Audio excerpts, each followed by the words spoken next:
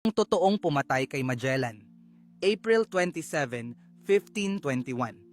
Sa dalampasigan ng Mactan, naganap ang isang labanan na nagbago sa kasaysayan ng Pilipinas. Dumating si Ferdinand Magellan, isang Portuges na naglilingkod sa Espanya upang sakupin ang mga isla.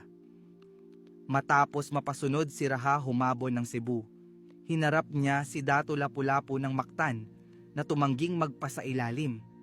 Madaling araw, lumusob si Magellan kasama ang mahigit 60 sundalo sa baybayin ng Mactan. Sinalubong sila ng higit 1,000 mandirigmang Pilipino, armado ng kampilan, sibat at pana. Dahil sa mabatong pampang at mababaw na tubig, nahirapan ang mga Espanyol sa paglusob.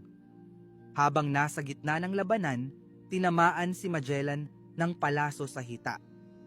Napalibutan siya ng mga mandirigma at ayon sa salaysay ni Antonio Pigafetta, siya ay pinagtulungan hanggang sa mapatay. Ngunit, si Lapu-Lapu nga ba ang personal na pumatay kay Magellan? Ayon sa mga tala, walang ebidensyang si Lapu-Lapu mismo ang pumatay kay Magellan. Tubalit, bilang pinuno ng Mactan at leader ng paglaban, si Lapu-Lapu ang kinilala sa tagumpay na ito. Pero, bakit iniisip ng marami na si Lapu-Lapu ang pumatay kay Magellan? Pagkilala sa leader. Bilang pinuno ng mga mandirigma, natural na maiugnay kay Lapu-Lapu ang tagumpay sa labanan.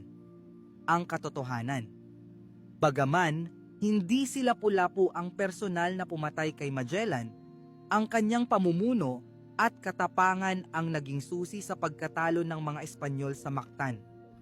Siya ang naging simbolo ng paglaban at kalayaan ng mga Pilipino laban sa pananakop.